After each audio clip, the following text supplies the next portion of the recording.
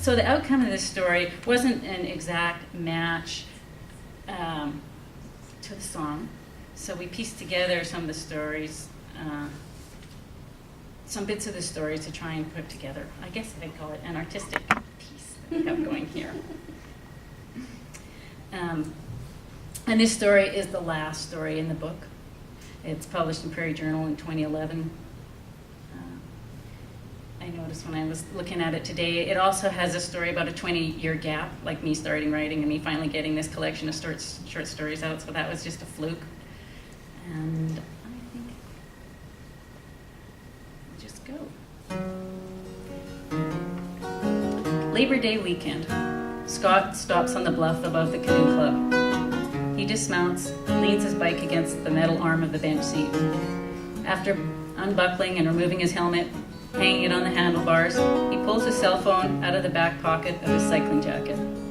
He unlocks the screen, pauses. Nah, he won't call her.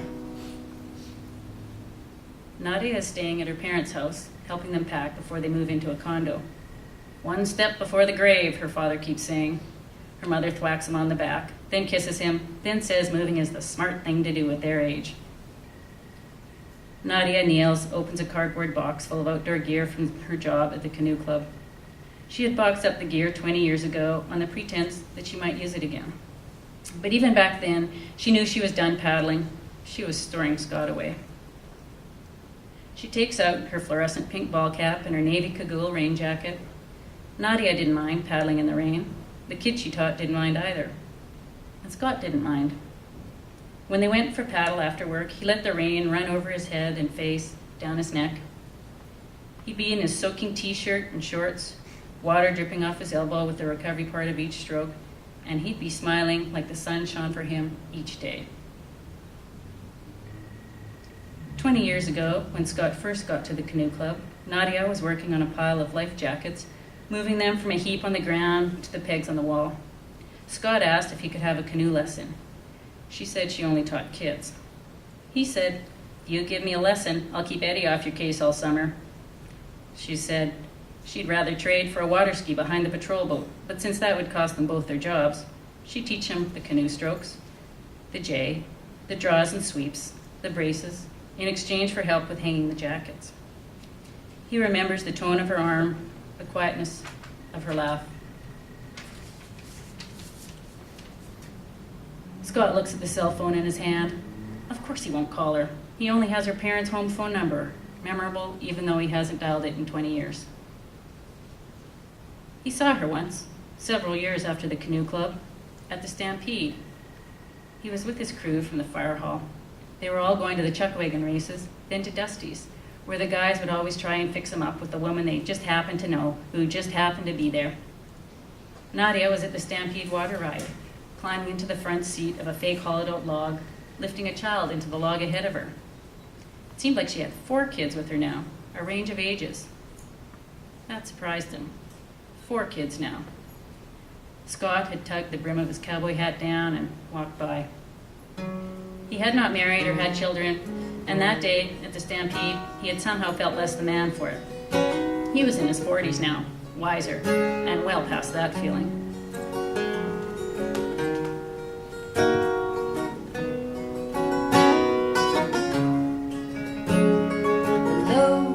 It's you, I knew that it would be. Don't know why, I just couldn't tell. It's been a while, I guess you're busy. I know this time of year is hell. But you can't meet me Sunday, you're traveling that day.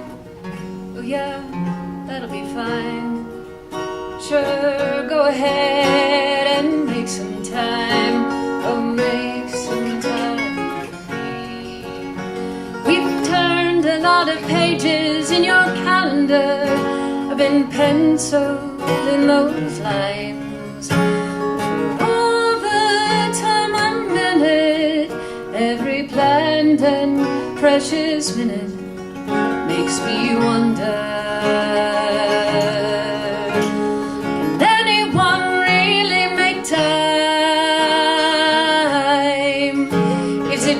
possible that there's a way to leave those misused moments into days.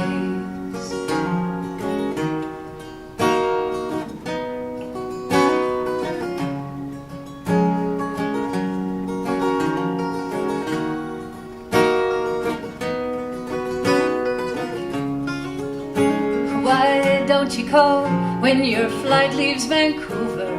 I'll help you find the Great Divide. Oh, remember that time you called from the Stampede as you were getting on to that ride. I swear I could hear the wind in your hair. It was almost as good as being right there. What? You have to go. Oh, that's okay. Yeah, I know. You'll make some time for me. We've turned a lot of pages in your calendar. I've been penciled in those lines. All the time I'm in it, every planned and precious minute makes me wonder.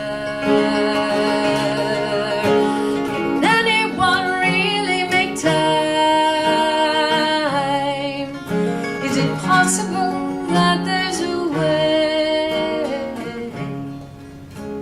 to leave those misused moments in the days.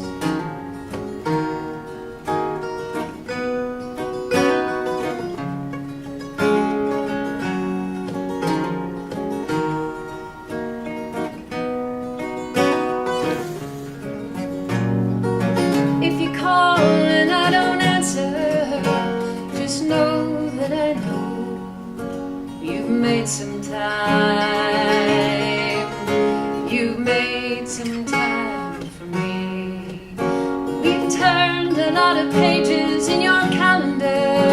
I've been penciled in those lines.